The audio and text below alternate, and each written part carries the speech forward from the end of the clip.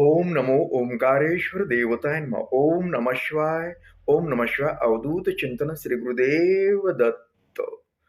मंडळी, आज सोमवार आहे. हं? बरेच मंडळी आज मनोकामना शिवपूजा करत असतात. हं?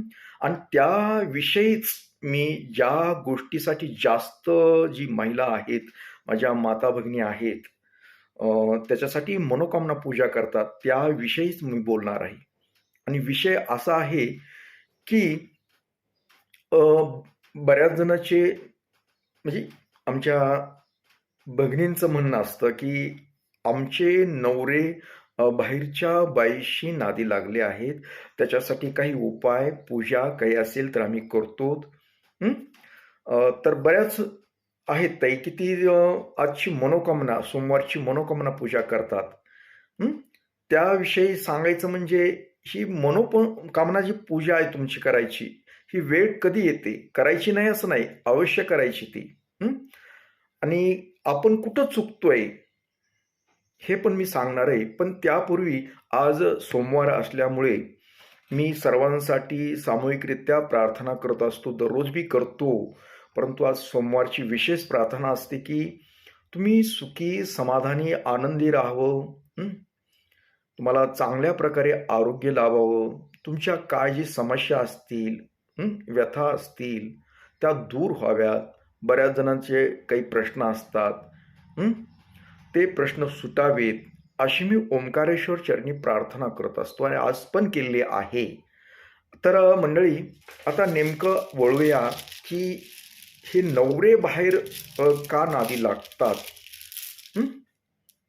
त्याविषयी मी तुम्ही कुठं चुकताय? हं? मी तुमच्यावर आरोप नाही करत, सत्य परिस्थिती सांगतो. सगळेच तसे असतात असं नाहीये, पण बरेच जण आहेत. तर काय होतं, नवऱ्यावर प्रेम असतं, नसतं नाही असं नाही. प्रेम असतं, पण काय होतं नैसर्गिकरित्या ज्यावेळेस तुम्हाला बाळ झालं, म्हणजे बाळ झाल्यानंतर, की ते बाळामध्ये तुमचं मन रमतं आणि ते एक नैसर्गिक आहे, ते पण एक ईश्वरी लीला आहे. कारण महिला ही प्रेमळ असतात, मायाळू असतात. त्यांचं हृदय एकदम कोमल असतं आणि साहजिकच आहे, महिलांना बाळाविषयी अत्यंत ओढ असते. महिलांनाच काय, कुठल्याही प्राण्याला त्याच्या बाळाविषयी, त्याच्या लेकराविषयी म्हणजे माया, वेड म्हणा, काय म्हणा, ते असतंच. हं. त्यात असं वावगं काही नाही. म्हणून एक सहजरित्या ते काय होतं, जे बाळ होण्या अगोदर जे नवऱ्यावर जे प्रेम असतं आणि ते प्रेम ते कमी होतं, कमी होत, होत हळू बऱ्यापैकीच कमी होतं. हं. आणि नेमकं इथं ती गोष्ट नवऱ्याच्या बाबतीत जरा वाईटच आहे. म्हणजे पतीच्या बाबतीत काय होतं, मग ती पतीला एक वेगळंच वाटू लागतं, की बाबा अं, मी अगोदर किती प्रेमानं मला हे करत होती ना, आता ते करत नाही. अगर माझ्याकडे दुर्लक्ष करायली. काही पती समजूतदार असतात, समजून घेतात. पण काही समजूतदार नसतात. त्यांचा गैरसमज होतो, वेगळाच होतो. म्हणून ते थोडे घरामध्ये चिड करायला लागतात. आणि साहजिकच आहे, तुमच्याकडून दुर्लक्ष पण होत राहतं. कारण तुमची ऊर्जा, तुमची माया हे पूर्ण बाळावर जाते. हं. बाळाची वाढ करायची, बाळाच्या बाबतीत म्हणजे सतत तुम्ही बाळाचाच विचार करतात आणि त्याच्याबरोबर एक प्रापंचिक विचार असतो. पुढे भविष्य बघत असतात बाळाचं. हं. आणि ह्या नवरोबाकडे दुर्लक्ष होतं. मग काही नवरोबा समजून घेतात, काही समजत नाहीत. मग त्यांना वेगळेच अर्थ लावतात त्याच्यामागं. हिचं काही दुसरंच प्रेम प्रकरण आहे का? काहीतरी म्हणजे ज्याच्या त्याच्या डोक्याप्रमाणे विचार करतात. आणि साहजिकच मग घरामध्ये ताणतणाव वाढतात, भांडणं होतात, एकामेकावर चिडतात. हा एक गैरसमज होतो. वास्तविक त्या स्त्रीचा बी दोष नसतो आणि समजा पुरुषाचा नसतो. जे होतं त्याच्यावर ते चालत राहतं तुमचं. हं. आणि मग हळू दोघांमध्ये दुरावा निर्माण होतो. आणि तो दुरावा एवढा होतो, की साहजिकच थोडक्यात तुमचा पती बाहेर कुठेतरी प्रेम शोधतो. त्याला कुणीतरी प्रेमाचं भेटतं, त्या शोधात म्हणून त्याला भेटतं आणि मग त्यांच्याशी तो संपर्क करत राहतो. पुढे भविष्यात वाढत, वाढत चांगलंच प्रकरण वाढतं. हं? आणि मग तुमचं प्रेम असतं नवऱ्यावर. म्हणत नाही मी तुमचं प्रेम नाही नवऱ्यावर प्रेम असतं. पण ते तुम्ही व्यक्त करत नसल्यामुळे हा एक मोठा गैरसमज नवऱ्याच्या बाबतीत होतो आणि नवरा तुमच्यापासून दूर जातो. हं? असे बऱ्याच जणांचे अनुभव येतं. पण त्यांना कळलं नाही की चूक कुणाची. तर साहजिकच चूक दोघांची नसते, पण तुम्हाला ते हाताळता येत नाही. नवरा कसा हाताळायचा. तुम्ही थोडंसं तसं जर नवऱ्याचे चिन्ह दिसले, तशी हालचाल काही दिसली, तर तुम्ही जागेवर कंट्रोल करायला पाहिजे. काय करायला पाहिजे? की ठीक आहे, बाळावर तर प्रेम अवश्य करा. मी करू नका म्हणत नाही. आणि बाळावर करत नवऱ्याला विसरू नका. तुम्हाला जर वाटतं ना, आपला नवरा आपलाच असला पाहिजे, आपल्याशिवाय दुसऱ्याचा कोणाचाही नसला पाहिजे, तर नवरा आपला ताब्यात आपलाच राहण्यासाठी नवऱ्यावर प्रेम करावं लागतं. प्रेम करत नाहीत, पण आतून करतात आणि वरून दाखवत नाही. त्याच्यामुळे नवऱ्याच्या मनामध्ये तुमच्याविषयी गैरसमज होतात निर्माण. पूर्वीसारखं प्रयत्न करा.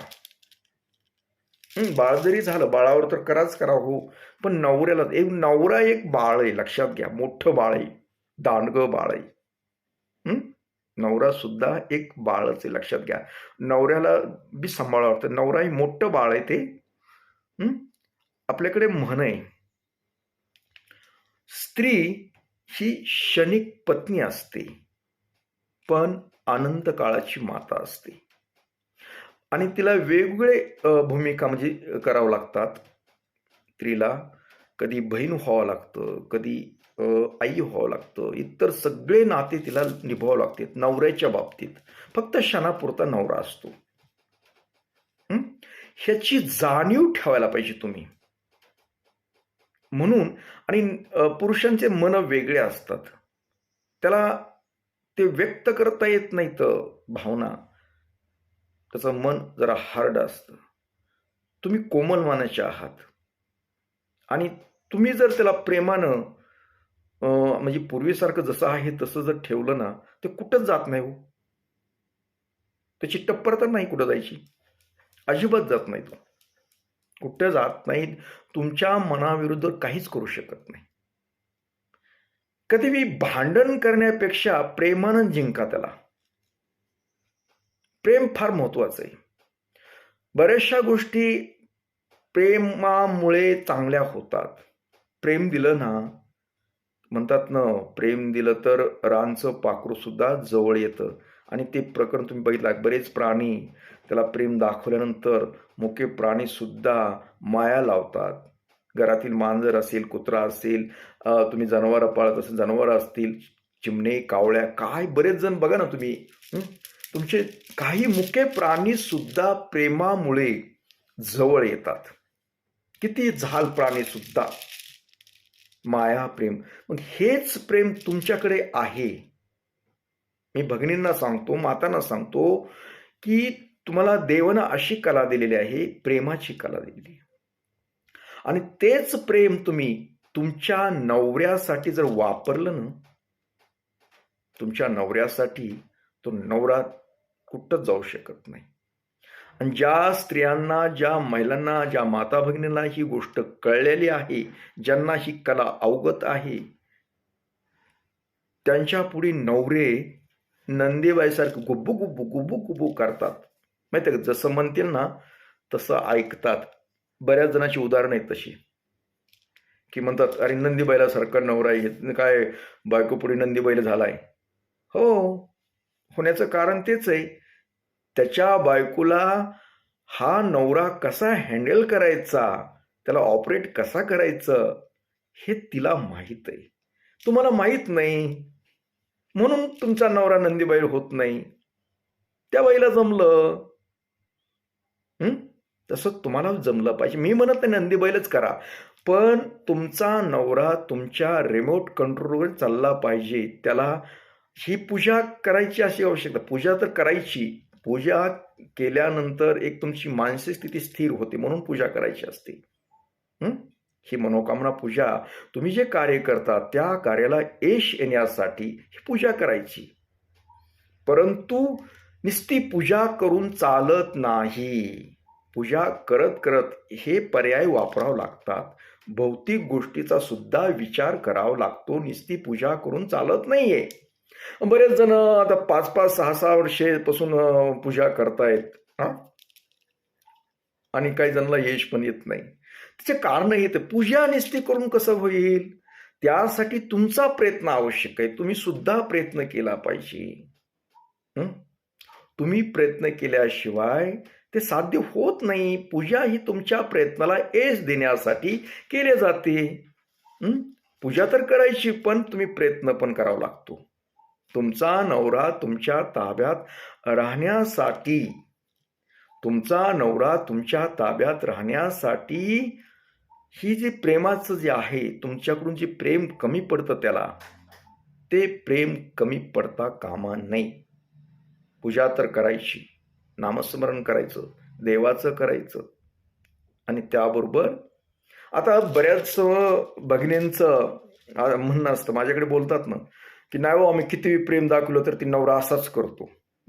बरोबर आहे तुमचं, तो तसाच करतं. मग ते अलीकडे तुम्ही दाखवायला बघता, अति दाखवायला बघतात, त्या गोष्टी मग घोटाळा होतो. तसं नाही करायचं. स्टेप बाय स्टेपनं. गडबड करायचं नाही. गडबड तशी करायची नाही. व्यवस्थित दाखवायचं. आणि खरं सांगू का तुम्हाला, माझ्या माता भगिनींना सांगतोय की तुम्हाला ईश्वरानं खूप काही चांगलं दिलेलं आहे. तुमच्यासारखी कला इतराला दिली नाही. तुम्ही ठरवलं ना तर काहीही करू शकतात. पुरातन काळापासूनची गोष्ट आहे. इतिहास घडवले स्त्रियामुळे घडले, रामायण स्त्रीमुळे घडले, बऱ्याच गोष्टी घडल्यात. आणि तुमच्याकडे ती क्षमता आहे, एक ऊर्जा आहे, एक शक्ती आहे. त्या शक्तीद्वारे अथवा मायेद्वारे तुम्ही इतरांचे मन जिंकू शकतात. त्याचा वापर योग्य करा. तुम्ही कुठल्याही गोष्टी, मुलांच्या बाबतीत असेल, आता नवरात्र बोललोच मी, मुलांचे असतील, घरातील सासू सासरी, इतरही काही असेल, तुम्ही प्रेमानं राहा. प्रेम दाखवा. तुमच्याकडे आहे म्हणून सांगतो मी, तुमच्यापाशी देवानं दिलेलं प्रेम भरपूर आहे. काही लागत नाही. बऱ्याच वेळेस गोड शब्द लागतात माणसाला, आणि त्या शब्दाचा योग्य वापर, योग्य हालचाल, योग्य वागणूक, अशा गोष्टी केल्यानंतर काहीच अडचण येत नाही. अहो, तुमच्यासारखा सुखी प्राणी कुणीच नाही हो, मी गॅरंटी देतो. कारण तुम्ही शिवशक्तीमधले शक्ती आहात. तुम्ही देवीचं रूप आहात. स्त्री म्हणजे काय साधी सिंपल असं समजू नका स्वतःला, आणि त्याची जाणीव ठेवा जरा. स्त्री साधी नसते. तुम्ही इतिहास बघा, देवादेखात सुद्धा स्त्रियांनी बरंच काय काय गोष्टी केलेल्या आहेत. आणि त्यांचंच तुम्ही पुढे वंशवळ आहे म्हणायचं. तुम्ही स्वतःला कमी समजू नका, अजिबात कमी समजू नका. तुमच्यामध्ये क्षमता आहे आणि देवानं दिलेली शक्ती पण आहे. त्या शक्तीचा योग्य वापर करायचा. प्रेम नावाची जी शक्ती दिलेली आहे त्याचा व्यवस्थित वापर करा. आणि आपला नवरा आपलाच राहिला पाहिजे. इतर गोष्टीत शिरता कामा नये असं वाटतंय ना, तर ही मनोकामना पूजा करत करत मी जे सांगितलेल्या गोष्टी आहेत ना ते करत राहा. कारण तुम्ही मुलं झाले की विसरायला लागलात, ती विसरू नका. पूर्वीसारखं प्रेम त्यांना ठेवा, काही होणार नाही. तुमचा नवरा कुठेच जाणार नाही, ही मी गॅरंटी देतो. आणि एखादा असं मनचंदा भौरंगा, त्याचं काय सांगू शकत नाही. मग सगळे नाहीत तसे, सगळे नाहीत. आहे तर काही असते चाटाळ म्हणतात आपण त्यांना शेण खायची सवय असते, पण सगळे खात नाहीत. ते एखादा असतो, तर खाऊ द्या ना, काय त्यातला, सोडून द्या तसा विषय. एवढं डोक्यात कशाला घ्यायचंय. तर असो, याबरोबरच आजचा आपला हा कार्यक्रम संपवतो. आणि परत एखादा माझ्याकडे असाच विषय आला तर त्यासाठी मी तुम्हाला सांगतो, तुम्ही करत राहा नियमितपणे सोमवारची मनोकामना पूजा आणि ह्या गोष्टी सांगितलेल्या. तर ओम नमः शिवाय.